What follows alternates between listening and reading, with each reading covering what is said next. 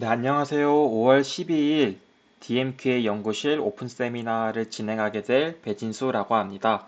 제가 오늘 진행하게 될 세미나의 주제는 Uncalibration of Deep Neural Networks가 되겠습니다. 그래서 Deep Neural Networks의 한 가지 특성 중 하나인 이 캘리브레이션에 대해서 좀 자세히 설명을 드리도록 하겠습니다. 발표자인 배진수에 대해서 좀 간략하게 먼저 설명을 드리도록 하겠습니다. 저는 현재 고려대학교에서 산업경영학과에서 박사과정을 재학하고 있고 현재 이제 2년째 박사과정을 수행 중에 있습니다.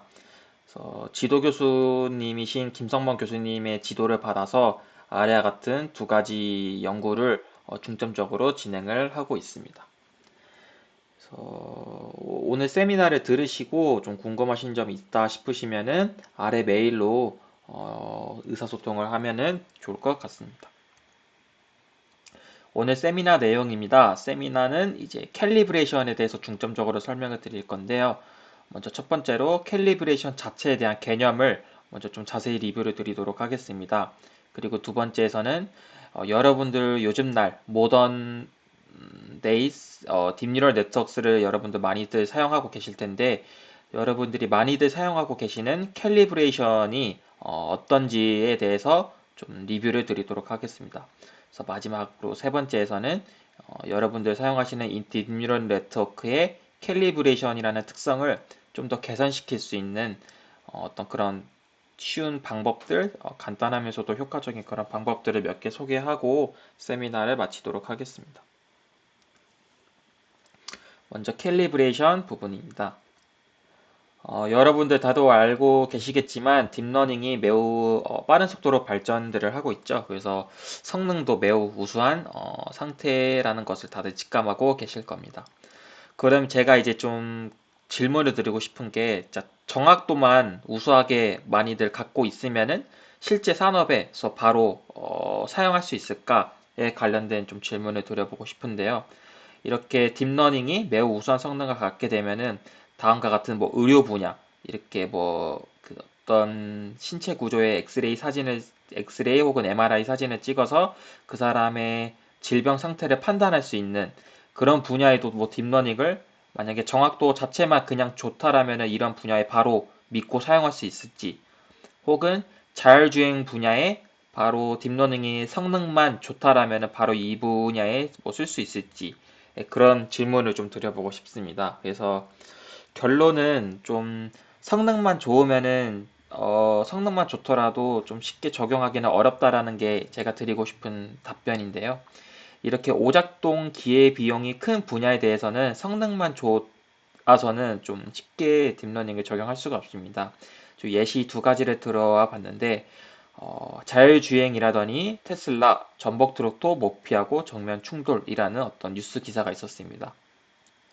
그래서 이렇게 성능이 뛰어나더라도 어쨌든 실수는 꼭 할 수가 있게 될 텐데요. 그래서 이렇게 실수를 한번 하게 되면은 자동차 사고가 나서 결국엔 사람의 생명도 앗아갈 수 있는 이렇게 안타까운 일도 일어날 수 있게 되고요. 성능이 아주 뛰어나더라도 틀릴 수 있게 될 텐데 이렇게 한번 틀리게 된다라면은 또한 이렇게 사람의 어떤 생명을 앗아갈 수 있는 오작동이 되면은 정말 큰 일이 일어나게 되는 이런 분야에서는 높은 정확도만을 가지고 있어서는 조금 부족하다라는 것이 현실입니다. 그래서 좀 더 이제 구체적으로 설명을 드려보도록 하겠습니다. 제가 계속 드리는 질문은 정확도를 높게 가지고 있더라도 실제 산업에 바로 적용할 수 있을까인데요. 정답은 아니다입니다. 그래서 이렇게 의료 분야에 대해서 이제 좀 더 딥하게 예시를 가져와서 설명을 계속 이어나가 보도록 하겠습니다. 다음과 같은 사람이 있고요.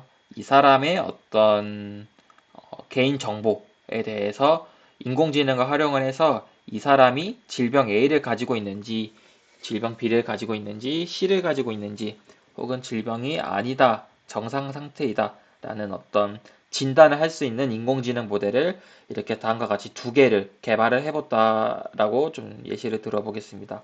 그래서 두 가지 모델 모두 다 정확도는 95%입니다. 95%인데요. 일단 이 사람은 저희들은 이제 이 사람이 질병 B에 걸려 있다라는 건 저희는 다 알고 있다라고 가정을 할게요. 근데 보면은 이 두 가지 모델들 살펴보니까 둘 다 이 네 가지 상황 중에서 정상일 확률이 가장 높다라고 판단들을 하고 있습니다. 그래서 잘못 예측을 한 거죠. 그래서 두 가지 모델 모두 어쨌든 틀린 상태인데 모델 1 같은 경우에는 정상일 확률이 53%에 가깝다라고도 예측을 하고 있고 두 번째 모델은 정상일 확률이 35%에 가깝다라고 예측을 하고 있습니다. 두 가지 모델은 정확도가 95%라는 것을 확인을 해봤을 때 정확도는 똑같은데 과연 어떤 모델이 조금 더 적합할까에 대해 좀 고민을 해볼 수가 있게 되는데요. 결론은 이 모델 1보다는 모델 2가 조금 더 이런 실제 산업에 적용하기 좋은 그런 모델이라고 답변을 드릴 수가 있습니다. 좀 더 자세히 설명을 드리자면은 먼저 모델 1과 2는 둘 다 정상이라고 잘못 예측을 했지만 모델 1은 정상의 확률이 35%보다 더욱더 높은 53%, 즉 더욱더 확신에 차 있는 상태에서 틀렸던 경우이고 모델 2는 틀렸지만 정상의 확률이 35% 정도밖에는 안 된 상태이다라고 조금 불확실하게 현재 예측을 하고 있는 상태입니다.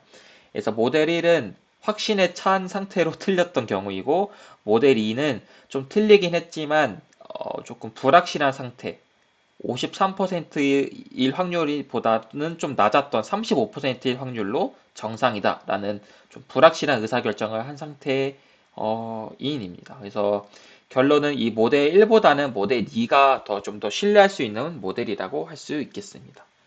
그래서 이렇게 좀 신뢰성 관점에서도 좀 모델을 많이 고려를 해야만 이렇게 좀 생명이 중요시되는 이런 분야에서도 좀 믿고 딥러닝을 활용할 수 있다라는 것이 메인 내용이 되겠습니다.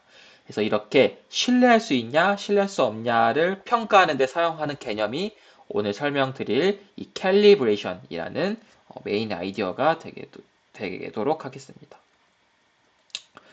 그럼 이제 좀 더 구체적으로 좀 더 자세히 설명을 이어가 보도록 하겠습니다. 제가 이제 신뢰할 수 있는 그런 좋은 모델은 구체적으로 어떤 특성을 가지고 있을까에 대해서 좀 더 자세히 설명을 드려보도록 할게요. 모델은 이제 이미지를 주어졌을 때 이미지의 특성이 어떻다라고 분류하는 그런 모델을 기준으로 좀 설명을 드려보도록 하겠습니다. 먼저 두 가지 모델 정확도는 똑같다라고 가정을 해보도록 하겠습니다. 정확도는 둘 다 80%이고요.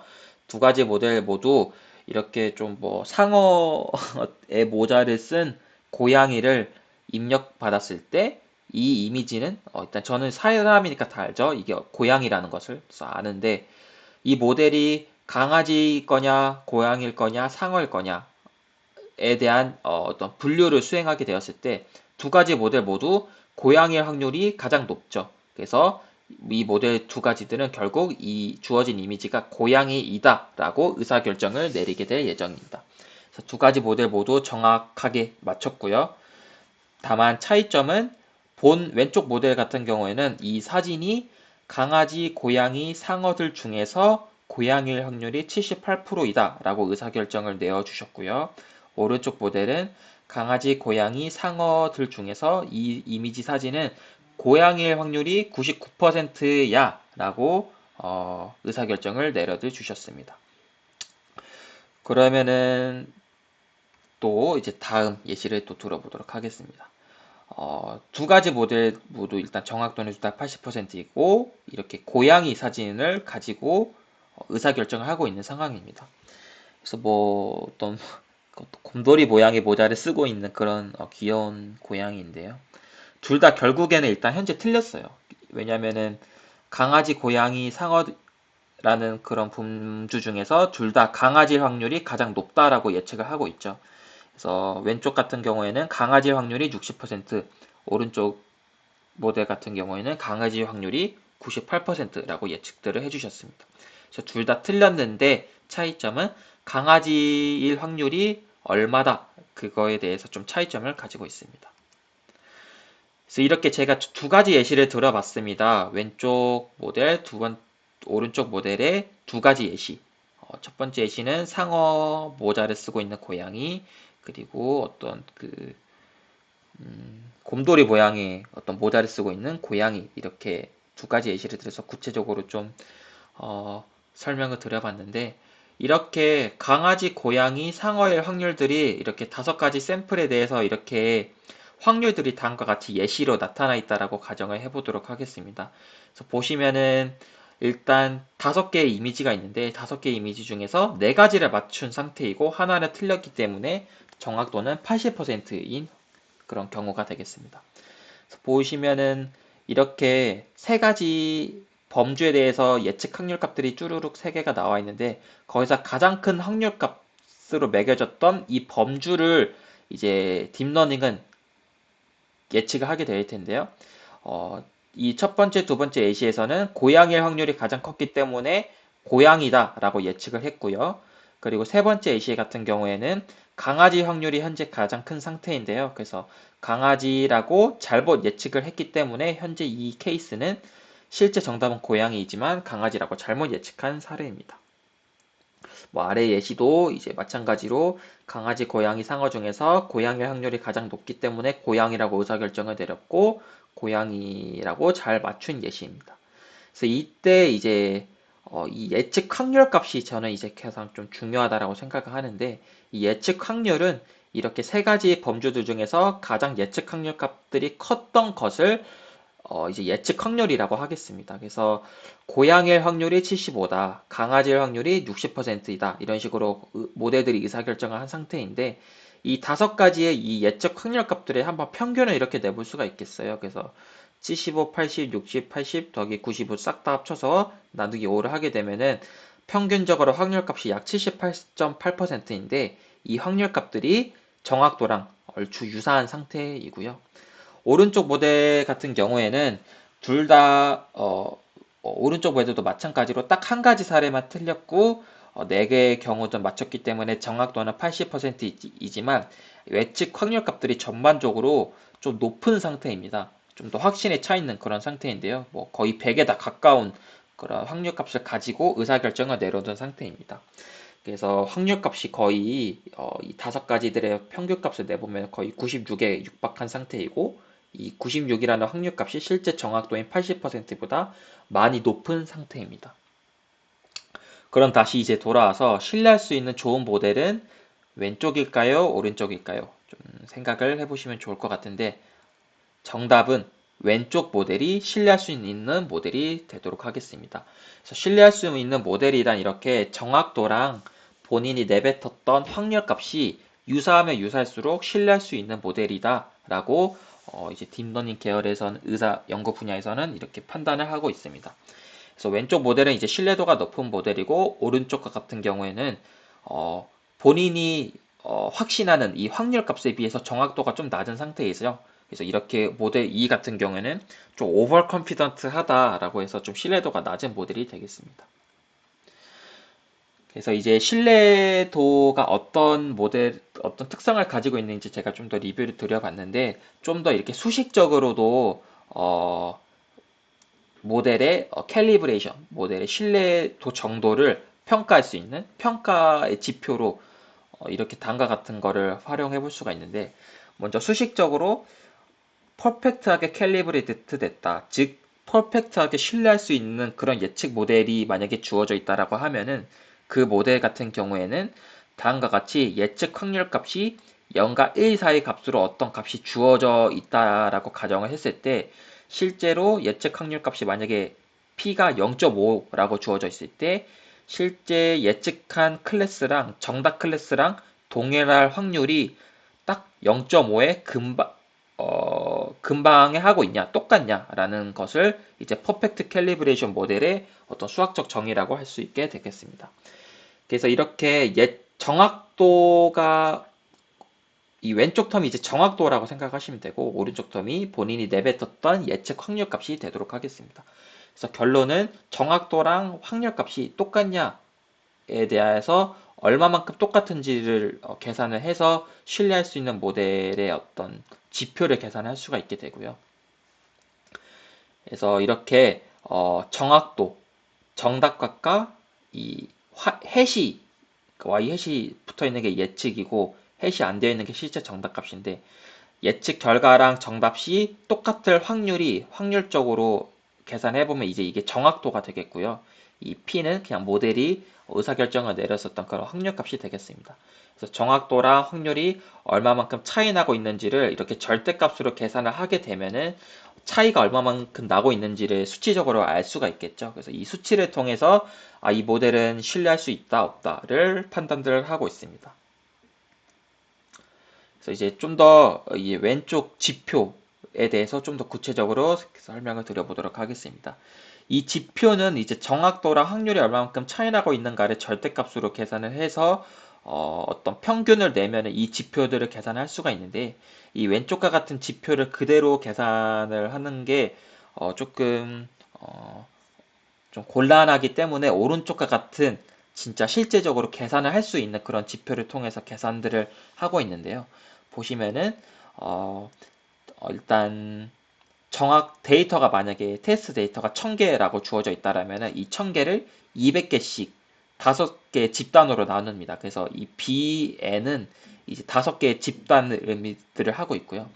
그래서 이렇게 n번째 첫 번째 집단의 평균 어큐러시, 그리고 n번째 집단의 평균적인 예측 확률 값을 이렇게 차이로 계산을 해서 평균적으로 이렇게 계산을 구하고 있습니다. 그래서 집단 BM에 대한 예측 정확도랑 집단 BN에 대한 확률 값의 평균의 차이 값을 이렇게 계산들을 하고, 이 집단 BN의 데이터가 몇 개가 있는지, 집단 BN에 만약에 데이터가 한두 개밖에 없었더라면은 그 집단에 대해서는 중요시하게 평가를 할 필요가 없고, 집단 뭐 BM이 데이터가 되게 많은 그런 상황이면은 그 집단 BN에 대해서는 좀 더 중요시하게 평가 지표를 계산하는 것이 좀 타당합니다. 그래서 이렇게 집단 그 BM에 속해 있었던 데이터의 개수로도 좀 가중을 주어서 이 어큐러시와 컨피던스의 차이가 얼마만큼 차이 나고 있는지를 쫙 이렇게 계산을 하게 되면은 최종적으로 여러분들이 사용할 수 있는 캘리브레이션의 성능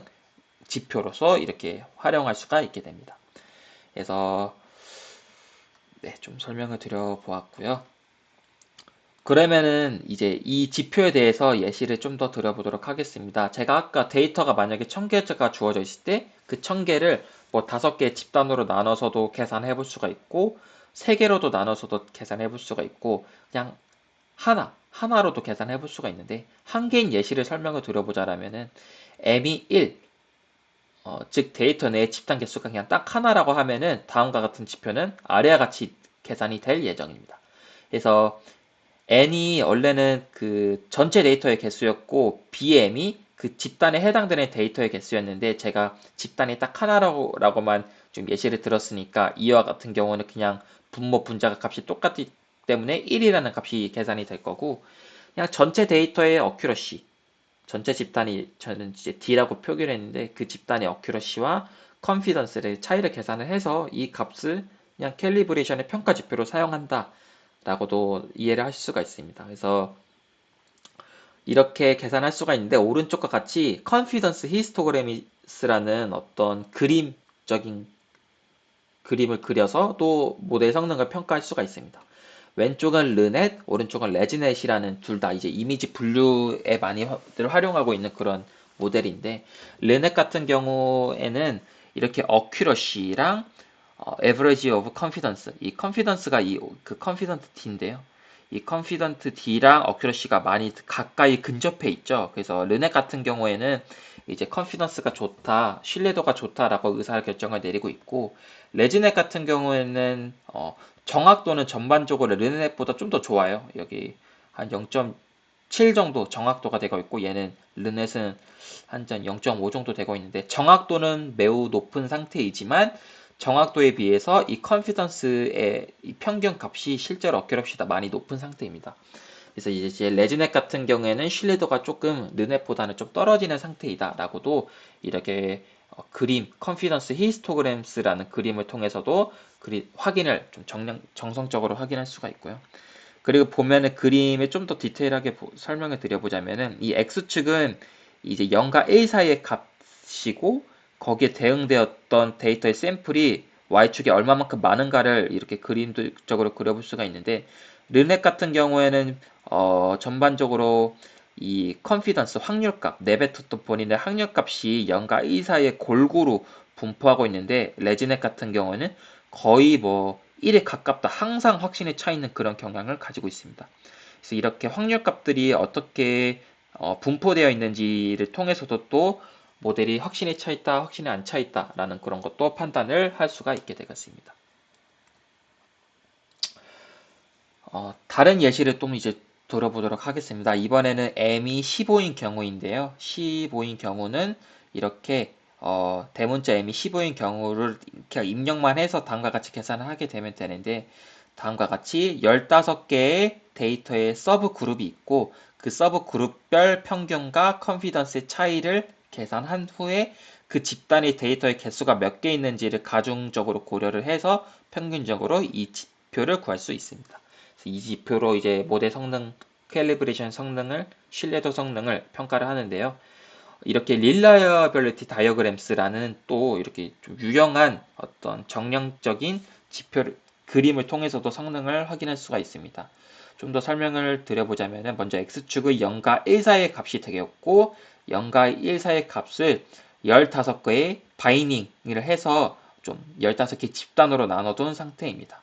그리고 y축은 이제 0과 1 사이 값인데, 먼저 이 막대 그래프 15개가 있는데, 15그램 맨 오른쪽 막대 그래프를 이용해 보자면은, 먼저 이 오른쪽 막대 그래프는 컨피던스가 0.93과 10 사이, 즉 예측 확률 값들이 0.93과 10 사이에 있었던 데이터들만 데이터 집단으로 하나 빼서 그 집단들의 정확도랑 평균 컨피던스, 평균 예측 확률 값을 이렇게 비교를 해본 거예요. 그래서 보면은 어큐러시랑 컨피던스가 되게 좀 유사들 하죠. 그래서 이거 같은 경우에는 이제 좀 전반적으로 지금 어큐러시랑 컨피던스의 막대 그래프가 다 유사하기 때문에 이 모델은 컨피던스가 좋다, 신뢰도가 좋은 상태이다 라고 이렇게 평가를 내려볼 수가 있겠습니다. 그래서 이렇게 5, 6, 7에 대한 집단의 같은 경우에는 컨피던스가 조금 더 높죠. 그래서 이쪽에서는 좀 더 가한 확신이 있다. 실제 정답값, 어큐러시보다 조금 더 높은 확률에 차 있는 상태에 있다. 이런 식으로 정량적으로도 정성적으로도 좀 모델을 좀 평가를 해볼 수가 있겠습니다. 그래서 이것도 이제 캘리브레이션에서 많이들 활용들을 하고 있고요. 그래서 이 릴라이어빌리티 다이어그램스를 이제 딱 확인을 하게 되면은 이렇게 눈으로도 모델이 얼마만큼 좋은지 안 좋은지 신뢰도 관점에서 평가를 할 수가 있고, 이 막대 그래프의 차이값 보시면 여기 어큐러시와 컨피던스의 차이값이 이 막대 그래프의 차이의 면적값이 될 텐데, 이 면적값들을 계산들을 해서도 수치적으로도 평가를 할 수 있기 때문에 되게 유용한 지표, 캘리브레이션 성능을 평가하는 데서 매우 유용한 그런 도구라고 할 수 있겠습니다.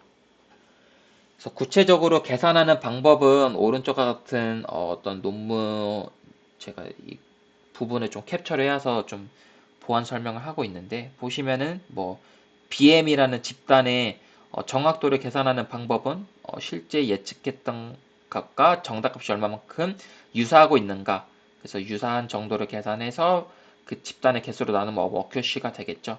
그리고 컨피던스 BM 같은 경우에는 그 BM에 속해 있었던 데이터들의 예측 확률 값들을 그냥 평균화하면 된다.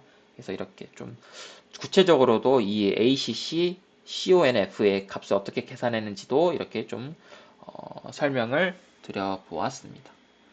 그리고 이 IM이라는 지표도 있는데, 이 IM은 제가 아까 설명드렸던 0과 1 사이에서 0과 1 사이를 몇 개의 집단으로 바이닝을 할 거냐, 그 관점에서 활용할 수가 있는데, 예를 들어 M이 15가 되면은 M이 15 분모에 이렇게 15가 써져 있을 거고, 스몰 m이 이제 데이터 그 그룹의 서브 인덱스가 되겠습니다. 그래서 예를 들어 이 I15 같은 경우에는 딱 0.93과 10 사이에 어떤 구간이 되겠고, I14 같은 경우에는 0.87과 0.93이 이 값으로 계산이 될 텐데, 이 0.87과 93에 속해 있었던 그런 집단을 이렇게 BM이라고 좀 정의를 해볼 수가 있게 되겠습니다.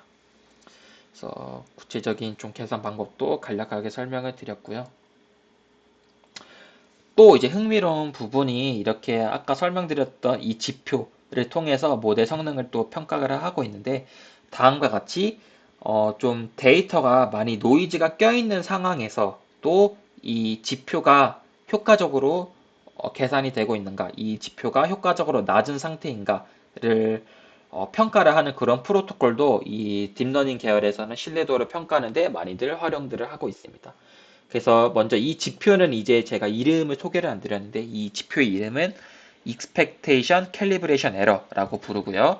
이 EC 지표가 뭐 높다 안 높다를 통해서 신뢰도를 평가를 하는데 당연히 이제 이 두 개의 절대값 사이가 작으면 작을수록 좋으니까 EC 지표는 낮을수록 좋다라고 이해를 하시면 되고 이 EC 지표가 이런 노이즈가 많이 껴있는 상황에서도 EC가 여전히 낮은가를 통해서도 모델 성능들을 많이를 평가하고 있습니다.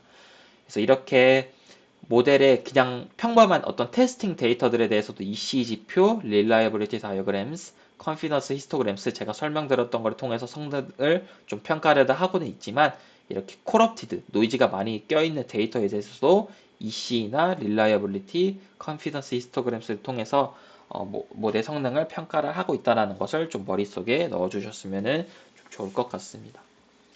그래서 지금까지 이제 캘리브레이션이 어떤가에 대해서 좀 자세히 설명을 드렸고요. 이번 챕터에서는 이제 여러분들 많이들 요즘 날에 많이들 이용들 하고 계시는 딥뉴럴 네트워크가 과연 캘리브레이션이 좋은지 안 좋은지에 대해서 두 가지 논문의 좀 핵심 결과들 위주로 리뷰를 해드리도록 하겠습니다.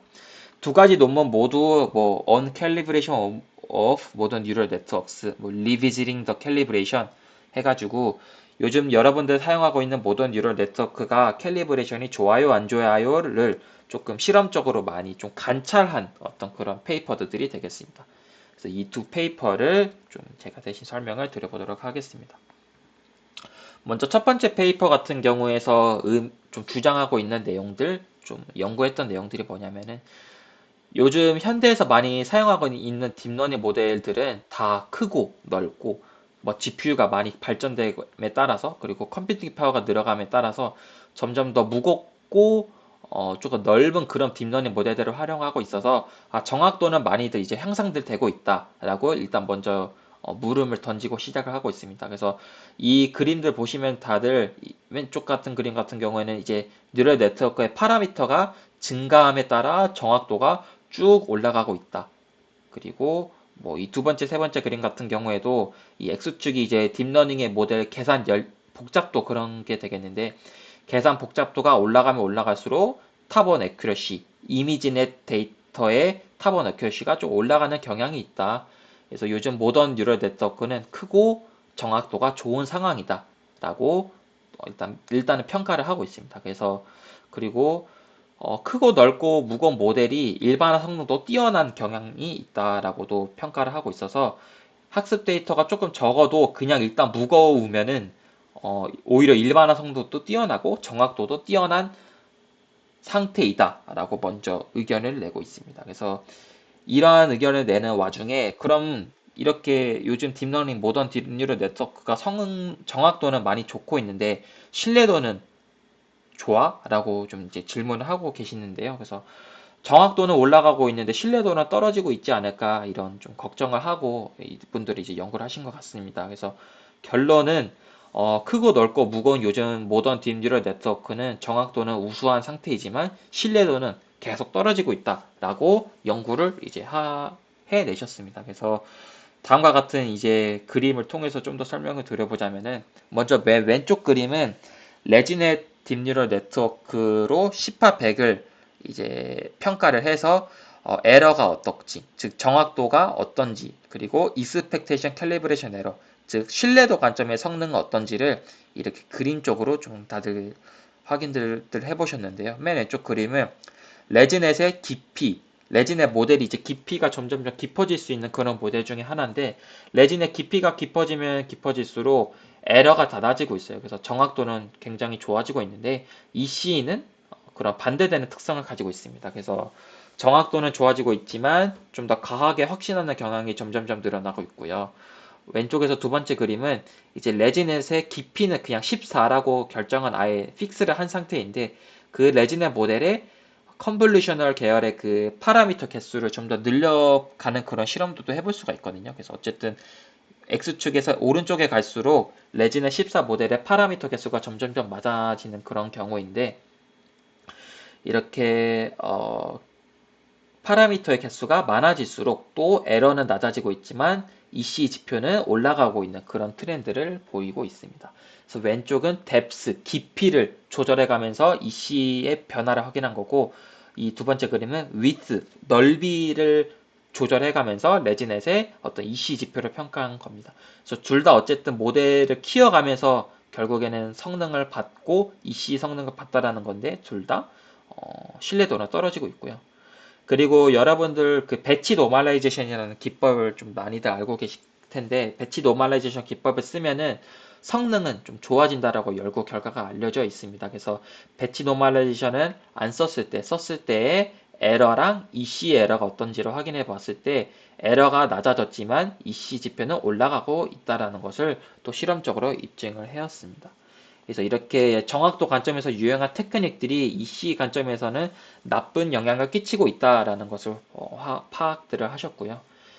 그리고 이번에는 웨이트 데케이도 되게 유용한 테크닉인데, 웨이트 데케이는 그 딥러닝 뉴럴 네트워크의 L2 레귤러라이제이션을 얼마만큼 할까에 대한 어떤 그런 테크닉입니다. 그래서 이 웨이트 데케이를 좀 잘 쓰면은 딥러닝이 오버피팅 되지 않게끔 방지할 수 있어서 성능 향상에는 효과적인 그런 기법 중 하나가 되겠는데, 보시면은 웨이트 데케이를 이렇게 이 부분을 보시면요.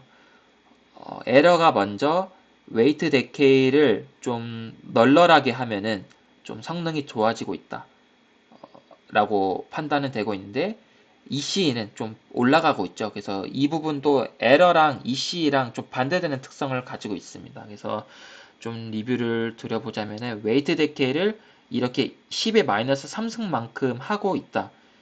이게 어떤 뜻이냐면은 딥뉴럴 네트워크의 표현력을 좀 더 풍부하게 하겠다라는 뜻이에요. 어떤 뜻이냐면은 10의 마이너스 2승으로 만약에 웨이트 데케이를 줬다라면은 L2 그 딥뉴럴 네트워크의 L2에 대한 크기를 엄청나게 세게 제약을 걸고 있기 때문에 그 딥러닝 모델의 표현력이 조금 떨어지는 상태, 그런 식으로 제약을 건 상태인데, 그렇지 않고 좀 표현력이 풍부한 상태로 제약을 건 상태인 경우에는 성능은 좋아지지만 그에 대해서 EC는 올라가고 있다. 이런 식으로 좀 리뷰를 했습니다. 그래서 결론적으로 맨 오른쪽 그림도 이렇게 웨이트 데케이를 좀 약하게 하게 되면은 성능은 좋아진다. 좀 표현력이 우수해지면서 성능은 좋아지고 있지만 EC는 좀 나빠지고 있다라는 어떤 연구 결과들을 좀 내어주셨습니다. 그래서 핵심을 정리해 보면은 요즘 모던 뉴럴 네트워크 신뢰도는 떨어지고 있다라고 결론을 낼 수가 있고요. 그러면은 이 모델이 이제 왜 그 정확도는 우수한 모델들이 신뢰도는 좀 떨어지고 있는가를 좀 왜 그럴까라는 좀 의심도 해본 그런 연구 내용들이 있는데, 먼저 왼쪽 그림은 르넷과 레지넷의 아까 설명드렸던 그런 히스토그램스를 확인을 하면서 성능을 확인을 하고 계십니다. 그래서 르넷 같은 경우에는 이 컨피던스와 어큐러시가 많이 비슷하다. 그래서 y equal x의 직선상에 많이 모여있기 때문에 좀 캘리브레이션 성능이 좋은 거고, 르넷 같은 경우에는 좀 더 오버 컨피던트 하다. 즉 실제 정확도가 어큐러시에 비해서 낮아서 이렇게 좀 차이가 나고 있죠. 컨피던스랑 어큐러시가 많이 이렇게 차이들을 나고 있습니다. 그래서 이런 상황인데, 이제 르넷과 레지넷이 왜 오버 컨피던트 관점에서 성능 차이가 있는지를 확인들을 해보면은, 먼저 이 다음과 같은 예시를 들어볼 수 있는데요. 먼저 르넷과 레지넷 둘 다 다음과 같은 뭐 100만 장, 되게 많죠. 100만 장의 트레이닝 이미지 데이터에 대해서 현재 트레이닝 어큐러시는 둘 다 100%인 상황입니다. 그래서 어큐러시가 이제 100%에 거의 차 있기 때문에 사실 학습은 이제 거의 그만둬도 되는 그런 관점이거든요. 근데 보시면은 르넷은 트레인 어큐러시가 이제 100%의 차 있는 상태에서 이렇게 고양이일 확률이 뭐 0과 1 사이의 확률로 다음과 같은 학습이 되었다라고 끝났다라고 생각해보면 했을 때, 르넷 같은 경우는 이제 르넷보다 훨씬 더 크고 무거운 그런 오버 파라미터 된 어떤 그런 큰 모델이잖아요. 그래서 되게 큰 모델이기 때문에 다음과 같은 100만 장의 데이터에 대해서도 어큐러시가 100%이고 이렇게 거의 확신한 척에 거의 오버피팅이 되어 있는 그런 상황이 되겠습니다. 그래서 이렇게 학습 데이터가 100%둘 다 100%의 차 있더라도 크고 무거운 이 딥뉴럴 네트워크는 이 모든 100만 장에 대한 어떤 그런 예측 확률 값을 정확도에 가깝게 엄청나게 오버피팅 되는 그런 상황에 그런 학습을 꾸준히 계속 이어나갈 수 있는 능력이 있기 때문에 계속 이렇게 오버 컨피던트한 예측 확률 값을 학습하게 되는 그런 원인이 있었다라고 이제 평가를 연구를 하셨고요. 그래서 결론적으로 학습 데이터의 정확도가 100%임에도 르넷과 레지넷이 100%임에도 레지넷 같은 경우는 모델 규모가 워낙 크기 때문에 이렇게 엄청나게 많은 100만 장의 데이터에 대해서도 계속 오버피팅한 그런 크로스 엔트로피 관점의 학습을 계속 할 수가 있게 되고요. 그래서 결론적으로 이러한 원인 때문에 오버 컨피던트한 문제가 발생하고 신뢰도가 떨어지고 있다라는 그런 어떤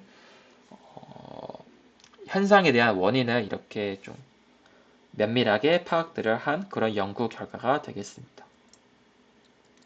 그래서 첫 번째 논문은 다음과 같은 연구 결론을 냈고요.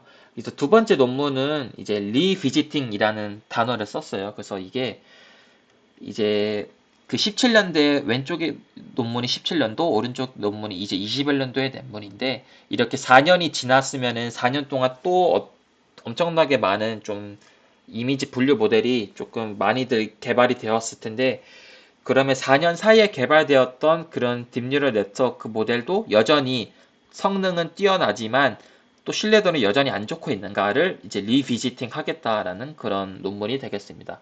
그래서 이 논문의 메인 골자는 컨볼루셔널 계열의 모델이 논 컨볼루셔널 계열의 성능에 비해서 뭐 어떻다 저렇더라 라는 관점에서 이제 다시 재평가를 한 그런 논문인데요.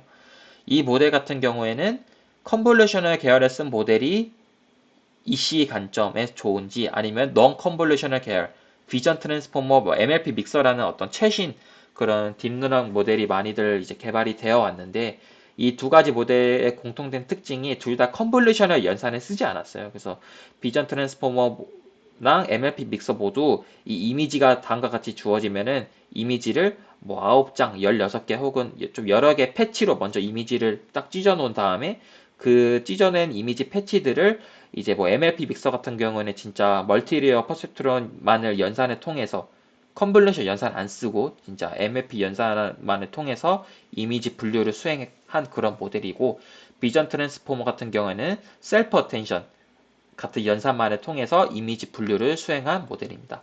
그래서 이렇게 두 가지 모델 non 컨볼루션 계열의 연산을 쓴 모델도 과연 신뢰도가 좋을까요 안 좋을까를 이제 다시 평가를 한 그런 논문이 되겠습니다.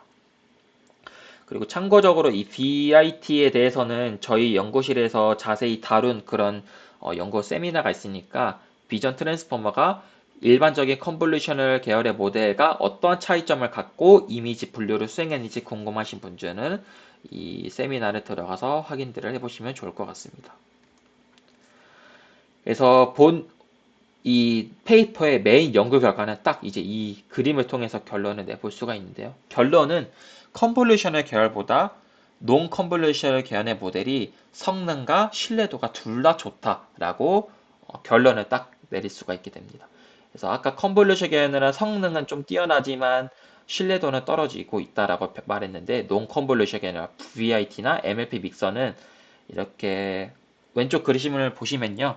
먼저 X축은 이미지넷 에러예요. 그래서 왼쪽에 가까우면 에러가 낮다. 성능이 뛰어나다. 이고 Y축은 EC 지표. 아까 설명드렸던 캘리브레이션 에러의 어떤 그런 지표가 되겠습니다. 그래서 EC 지표도 낮으면 낮을수록 신뢰도가 좋다라는 건데 보시면은 결론적으로 VIT, 동그라미, 세모, MLP 믹서가 가장 성능도 뛰어나면서 EC 지표가 낮은 그런 상황을 볼 수가 있게 되겠습니다. 그리고 그와 반대로 이제 다이아몬드 혹은 오각형이 이제 레지넷 계열, 그러니까 컨볼루셔널 계열의 연산을 쓴 그런 딥러닝 모델들인데 VIT나 MLP 믹서와 비슷한 이미지 에러를 좀 가지고는 있지만 EC 지표에서는 조금 더 안 좋죠. 그래서 결론은 논컨볼루셔널 계열의 모델이 조금 더 좋다, 좋은 신뢰성을 가지고 있다라고 의사결정을 낸 그런 모델이 되겠습니다. 이때 여기서 논컨볼루셔널 계열의 모델이 어떤 건지를 좀 살펴보면은 이 오른쪽 파란색 페이퍼 같은 경우는 7가지 종류의 어떤 딥러닝 모델들의 성능을 평가를 했는데 첫 번째, 두 번째, 그리고 여섯 번째가 일단 논컨볼루셔널 계열의 어떤 연산에 쓴 그 딥러닝 모델이 되겠습니다. 그래서 6번 클립 같은 경우에서도 이제 그, 그 셀프 어텐션, 트랜스포머 많은 학습을 통해서 학습한 그런 모델인데 6번 클립 모델 같은 경우에서도 ECE가 클립이 지금 별표인데요. 별표도 ECE가 좀 낮죠. 그래서 ECE가 좀 낮은 상태이고 MLP 믹서랑 VIT도 ECE가 많은 좀 상태입니다. 그래서 논컬러브케이션이 현재 ECE가 좋다라는 거 확인할 수가 있고 그 외에 3번, 4번, 5번, 7번이 이제 컨볼루션의 계열의 어떤 그런 연산인데 3번 예를 들어 BIT 같은 경우 보면은 이 BIT는 빅 트랜스퍼 러닝을 했다라는 그런 논문이거든요. 그래서 줄여서 BIT인데 BIT도 일단은 성능도 좋고 EC도 뭐 VIT랑 MFP 믹스에 좀 근접해 있긴 해요. 그래서 이 BIT도 컨볼루션 계열의 연산을 썼지만 일단은 EC 지표도 조금은 좋은 상황이고 위에 보면 이제 싱클레어라는 어떤 셀프 슈퍼바이스 러닝을 활용을 한 그런 컨볼루션 계열의 모델인데 이거 같은 경우에는 좀 에러는 낮지만 EC는 높은 상태입니다. 그래서 여기서 주목한 게 이 BIT라는 것도 일단은 컨볼루션 계열의 모델을 썼지만 EC 지표가 거의 논 컨볼루션 계열의 지표에 좀 가깝잖아요. 그래서 이 BIT가 제안했었던 이 BIT가 엄청나게 많은 어떤 프리트레이닝 데이터를 써서 어, 성능을 좀 높였던 그런 모델 중에 하나인데 그러면은 이 그 프리트레이닝이라는 어떤 엄청나게 많은 프리트레이닝을 해서 이 BIT가 좀 성능이 좋은 건지 안 좋은 건지를 좀 확인하는 구체적인 실험도 해 보았습니다. 그래서 이렇게 사전학습의 영향을 좀 받지 않았을까? 사전학습을 했기 때문에 좀 이시 지표가 낮아지진 않았을까에 대해서도 좀 평가를 해본 연구를 하게 되었습니다. 그래서 결론적으로 사전학습의 영향은 있지 않았다.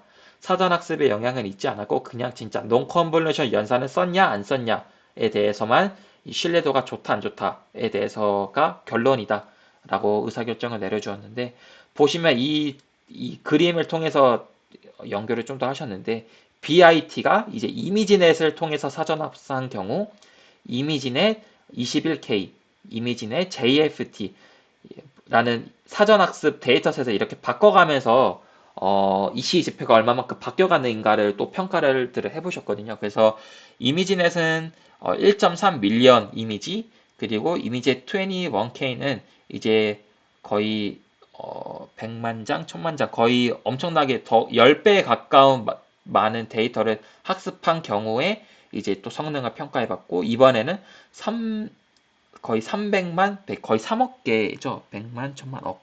3억 개에 가까운 이미지를 학습했을 때에도 이시 지표가 어떤가?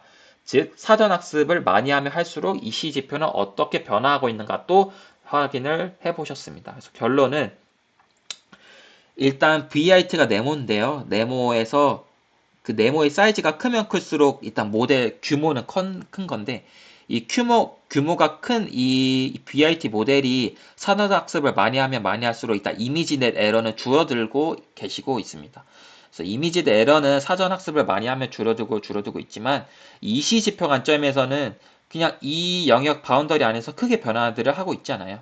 그래서 결론은 이렇게 BIT가 무거운 모델 아키텍처를 가지고 데이터를 많이 사전 학습하게 되면은 성능은 좋아지고 있지만 신뢰도 관점에서는 좀 차이가 없다라는 그런 연구 결과를 내고 있습니다. 그래서 계속해서 이 그 논컨볼루션의 계열의 모델이랑 싱클레어 사이의 EC 지표만 계속 왔다 갔다들을 하고 있죠. 그래서 성능 변화가 없었다라고 결론을 냈습니다.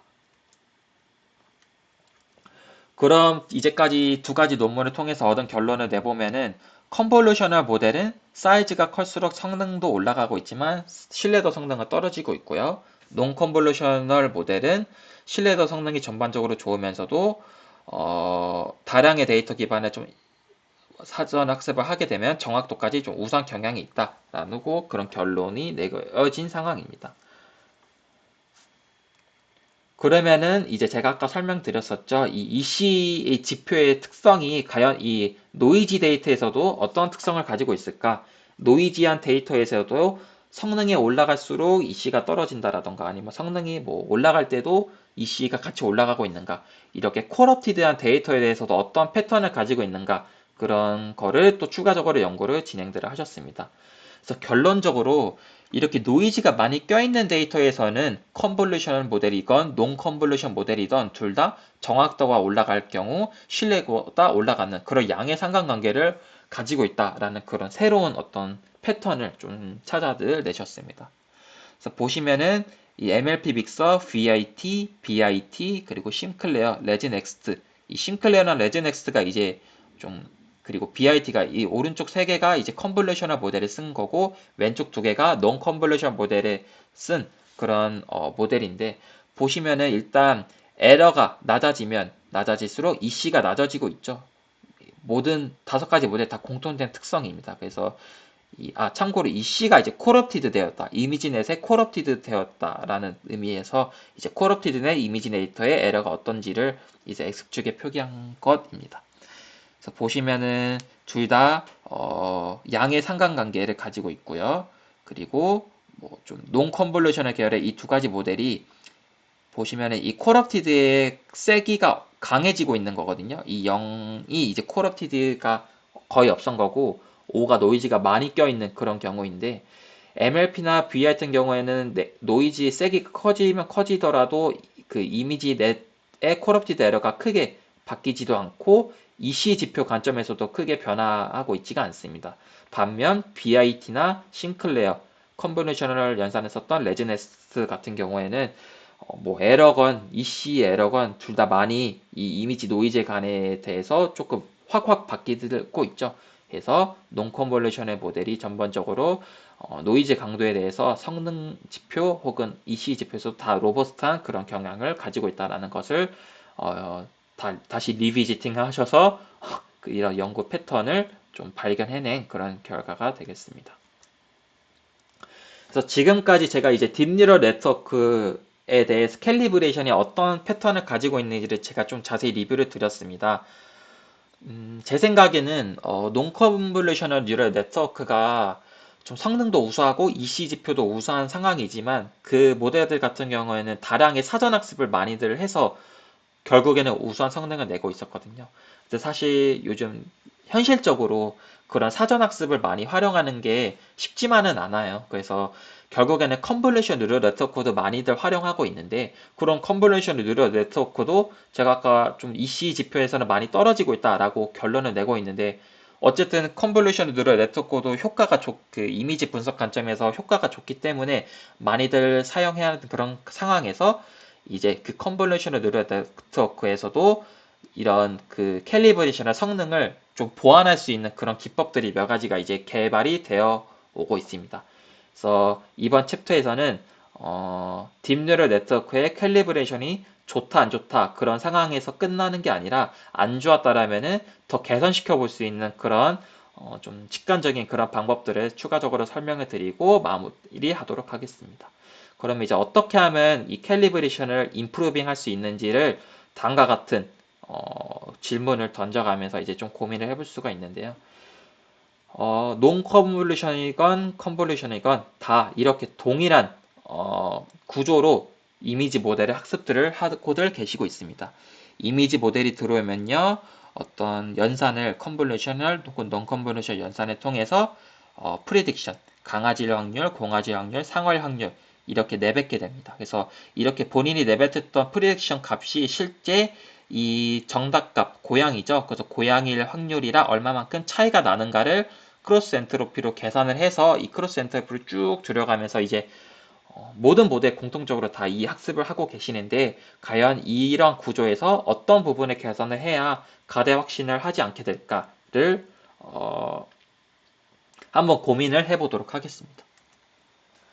그래서 먼저 첫 번째로는 레이블 스무딩 방법이 되겠습니다. 그래서 레이블 스무딩 방법이 뭐냐면은 원래는 이 프레딕션 값이 이렇게 다음과 같이 1 혹은 0만으로 이루어진 원하드 인코딩만으로 이루어진 이 레이블을 학습을 하게 되었죠. 그래서 이 프레딕션이랑 레이블이랑 계속 비슷해져라 똑같아져라 라고 학습을 해왔는데 이렇게 되면은 보통 보시면 레이블이 0 아니면 1 이렇게 극단적인 값에 좀 정보가 이루어져 있죠. 그래서 이렇게 1, 0 극단적인 값을 가진 이 레이블을 학습하게 되다 보니까 오버 컨피던트한 문제가 일어난 것 같다라고 이제 연구진들이 고민들을 이제 해보기 시작했습니다. 그래서 이렇게 1, 0, 2로 이루어진 게 아니라 0.90 혹은 0.05 그러니까 0과 1 극단적인 값보다 조금 더 스무스된 그런 레이블을 학습하게 되면은 오버 컨피던트한 문제가 일어나지 않을 것 같습니다. 라고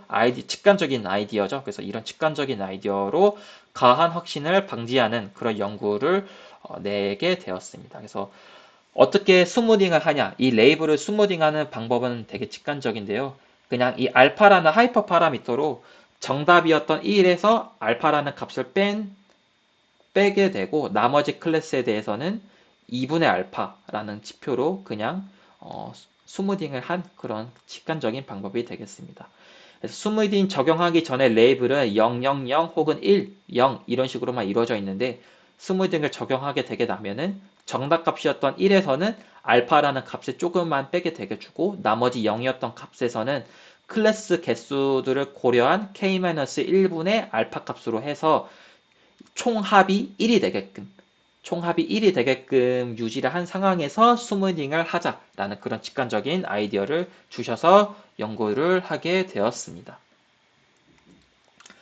그래서 성능이 얼마만큼 개선되어 있는가를 함께 살펴보면은 먼저 이 연구에서는 익스펙테이션 캘리브레이션 에러를 계산을 해서 성능을 평가했고요. 데이터셋은 시파백, 이미지넷, 그리고 잉글리시에서 도이치어로 그 머신 트랜sl레이션을 하는 그러니까 이미지 모델 말고도 그냥 그 이미지가 아니라 그 NLP 쪽 분야에서도 성능을 테스크를 평가를 하셨습니다.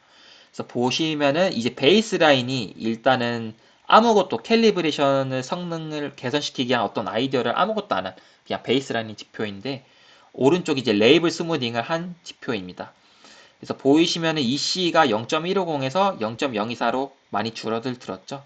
그래서 0.071이 0.03으로 줄었고 0.562, 0.19로 많이들 줄었습니다.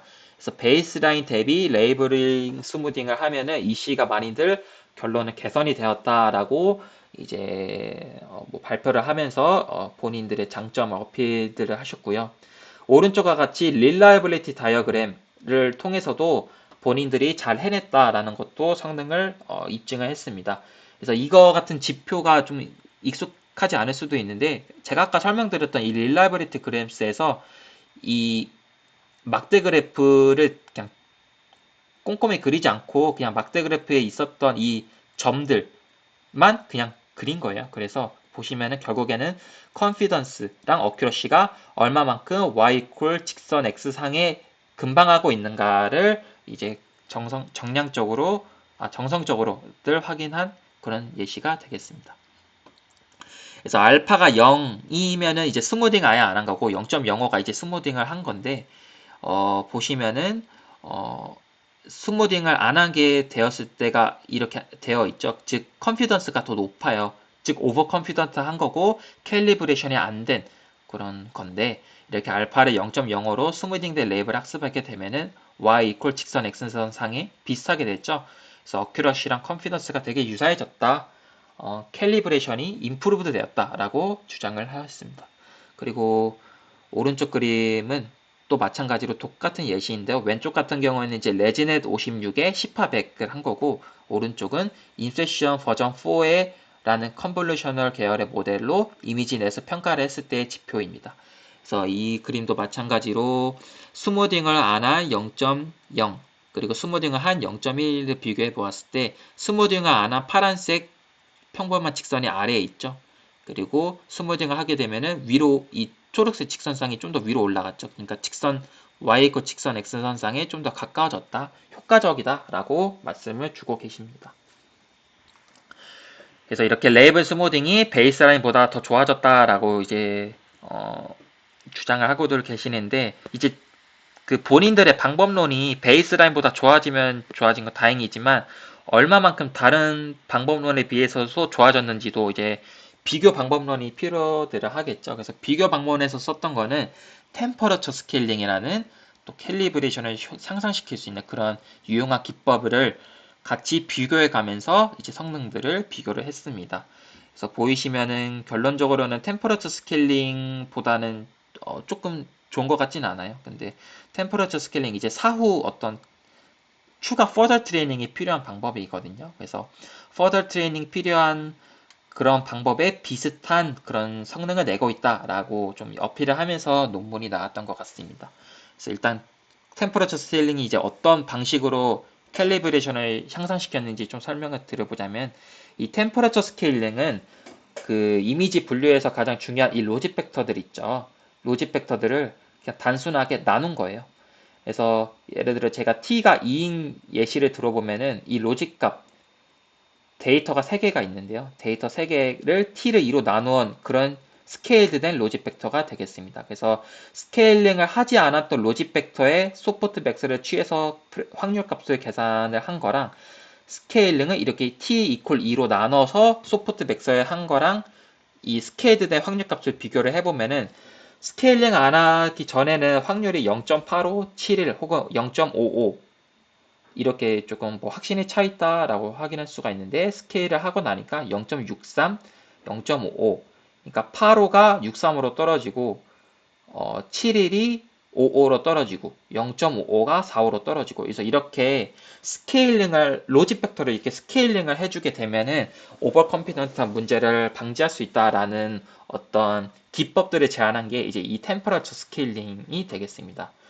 그래서 이렇게 유용하죠. 되게 간단한 방법입니다. 로직 벡터를 간단하게 나눈 것만으로도 확률값이 확 오버 컨피던트한 문제를 해결을 했으니까. 근데 좀 개인적으로 생각하는 단점은 이 t가 결국에는 이제 하이퍼 파라미터이고, 이 t를 또 추가적인 학습을 통해서 하이퍼 파라미터가 아니라 트레이너블 파라미터로 학습하는 그런 방식도 있는데, 개인적으로 레이블 스무딩에서 썼던 그런 직관적인 방식보다 조금적인 어떤 그런 고려해야 될 상황이 조금은 더 있습니다. 그래서 어쨌든 둘 다 유용한 임프루빙 캘리브레이션 방법이 되겠고요.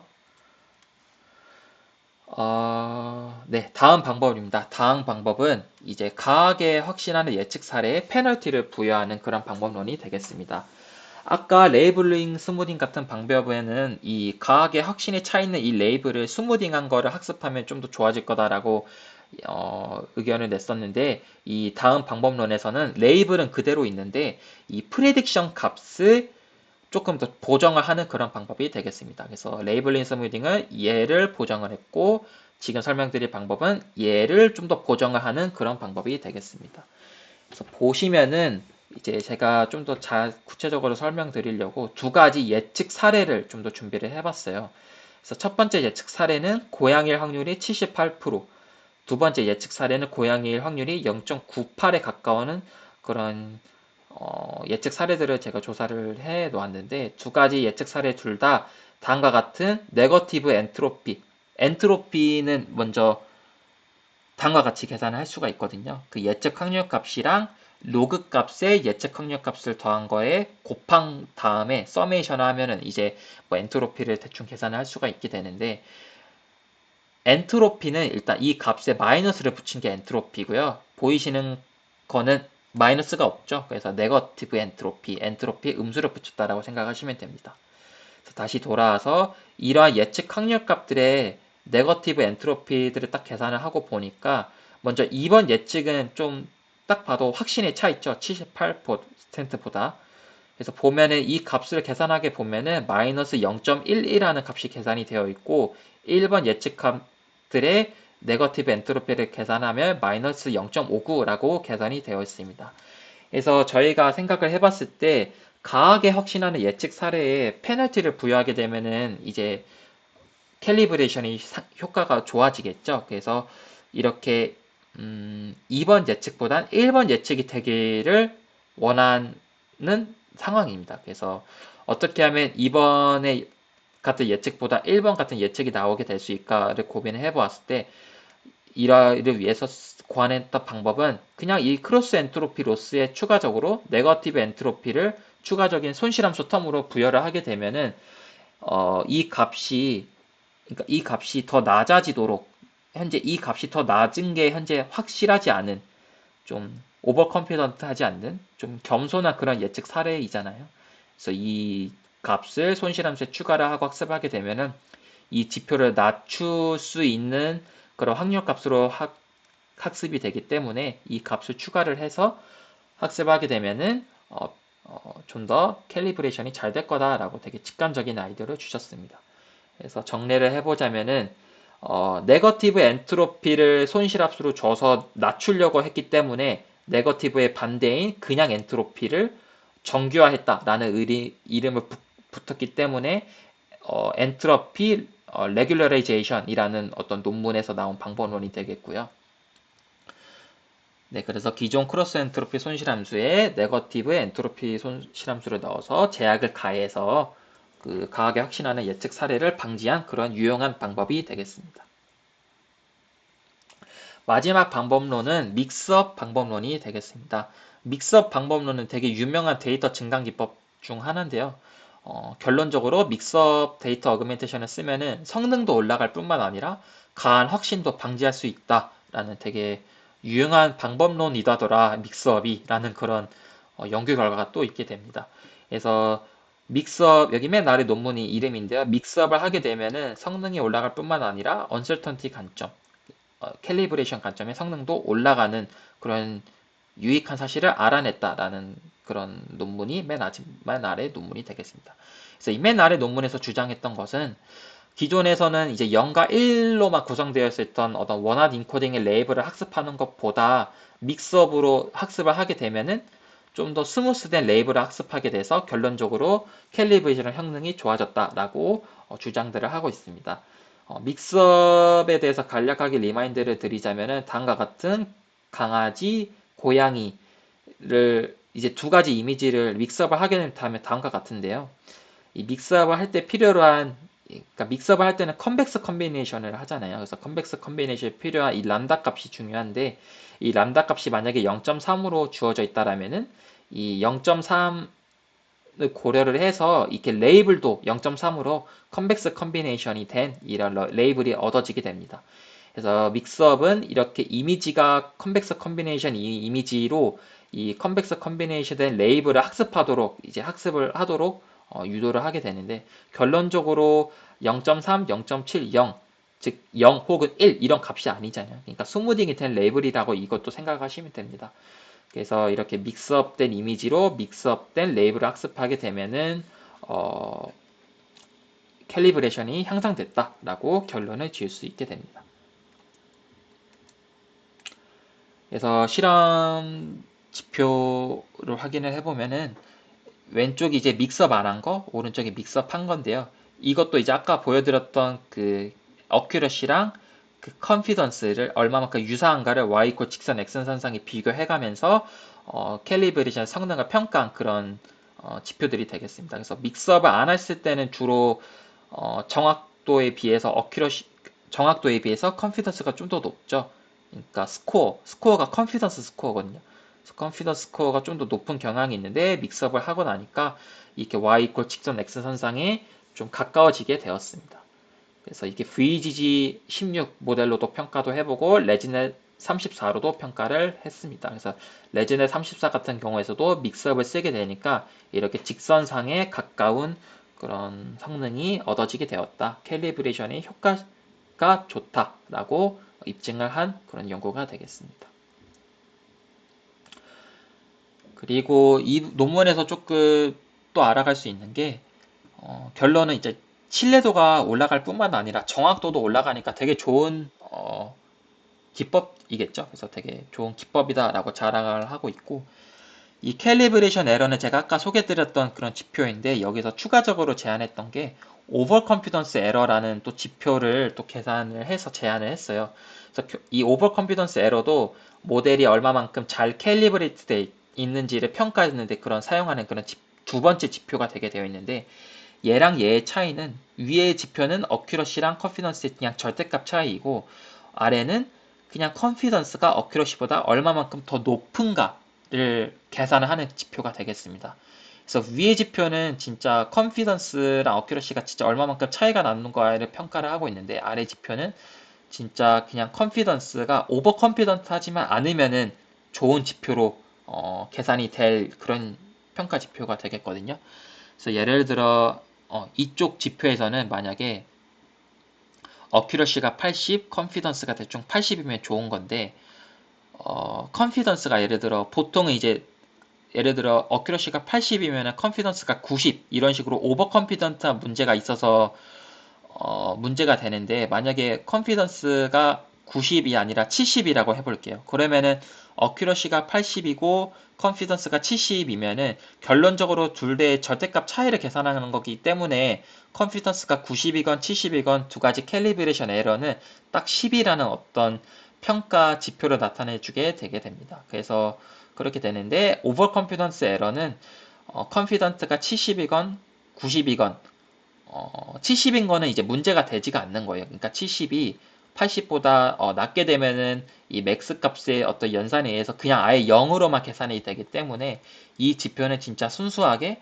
얼마만큼 컨피던스가 어큐러시보다 높은가만 지표적으로 계산하는 지표가 되겠습니다. 그래서 결론은 캘리브레이션 에러는 진짜 두 가지가 둘 다 똑같아야 중요한 지표가 되겠고 오버 컨피던트는 진짜 얘가 얘보다 높지만 않으면 그런 잘 계산이 되는 그런 지표가 되겠습니다.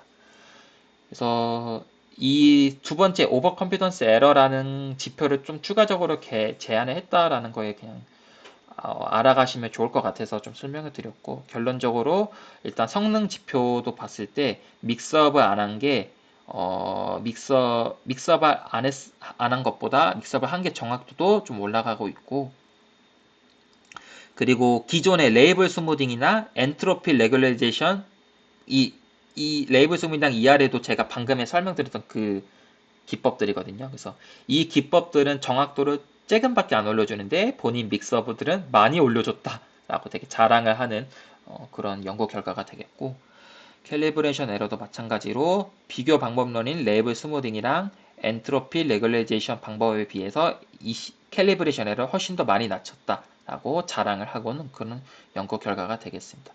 그리고 EC 말고 오버 컨피던스 에러 관점에서도 이렇게 믹스업이 진짜 효과적이다라고 자랑을 하고 있습니다. 이쪽 경우에서는 레이블링 스무딩이 좀 더 오버 컨피던스 관점에서는 많이들 개선을 시킨 걸로 보이고 있습니다. 그래서 결론 부분이 되겠습니다. 저는 오늘 모델 캘리브레이션을 좀 설명을 드렸습니다. 캘리브레이션은 모델이 갖고 있는 특성 중 하나가 되겠는데요. 결론은 모델이 출력한 결과랑 정확도가 얼만큼 비슷한가를 평가를 하고 있습니다. 그래서 이렇게 아까 정답값이랑 확률값이 얼마만큼 차이가 나고 있는가를 절대값으로 계산을 해서 평가도 하고 있고 이렇게 그림적으로 둘 다 정확도가 80%인 예시를 제가 직접 계산을 해온 예시인 거거든요. 그래서 이렇게 정확도가 80% 똑같은 거임에도 불구하고 컨피던스가 훨씬 더 높은 상황일 수도 있고 아니면 진짜 정확도는 똑같지만 둘 다 컨피던스랑 어큐러시가 똑같을 수 있다. 그래서 이렇게 어떻게 학습을 시키냐에 따라서도 정확도는 똑같지만 캘리브레이션 성능이 바뀔 수가 있기 때문에 정말 이 캘리브레이션을 잘 하는 그런 연구 또한 중요하다라고 알아가시면 좋을 것 같습니다. 그래서 결론은 이렇게 정확도가 높을 뿐만 아니라 신뢰도도 좋아야 실제 산업에서 믿고 쓸 수 있으니까 여러분들도 이러한 이제 캘리브레이션에 대한 특성도 알아가시면 되게 좋을 것 같습니다. 그리고 오늘 또 컨볼루셔널 계열의 모델이 어떠하더라, 논 컨볼루셔널 계열이 어떠하다라는 거를 이렇게 여러 가지 논문 결과들을 통해서 좀 결론을 제가 내어드렸는데요. 컨볼루셔널 계열 모델은 정확도는 올라가고 있는 추세이지만 성능은 떨어지고 있습니다. 그래서 성능은 떨어지고 있기 때문에 제가 아까 설명드렸던 어떤 캘리브레이션 인프루빙 방법이 조금 필요할 것 같고요. non convolution neural network는 대규모의 어떤 사전학습을 필요로 하긴 하지만 결론적으로 정확도와 캘리브레이션이 모두 우수한 그런 경향들을 가지고 있습니다. 그리고 마지막으로 어떤 부분을 개선해야 캘리브레이션 성능을 높일 수 있을지의 관점에서 제가 세 가지 방법을 좀 리뷰를 드렸습니다. 그래서 이렇게 레이블 0, 1과 같이 오버 컨피던트한 수치로 되어 있는 이 레이블을 학습하게 되면은 강하게 확신하게 될 확률이 높으니 스무딩된 레이블을 학습한다. 혹은 컨벡스 컨비네이션드 된 어떤 레이블을, 그러니까 그것도 이제 스무딩된 레이블인데 그 값들을 학습을 하게 되면은 캘리브레이션 성능이 올라갈 수 있다라는 것이 이제 두 가지 연구 방법이었고, 이쪽 관점에서 개선시킨 방법은 이제 엔트로피 레귤레이션 로스가 되겠습니다. 그래서 이 방법 같은 경우에는 강하게 확신하게 예측했던 그런 사례가 있다라면은 그 사례에 대해서 로스를 계산을 해서 페널티를 주는 그런 방식으로 성능을 개선시킨 그런 지표가 되겠습니다. 그래서 여기까지가 제가 오늘 준비한 내용이 되겠고요. 좀 경청해 주셔서 고맙습니다. 세미나는 마치도록 하겠습니다.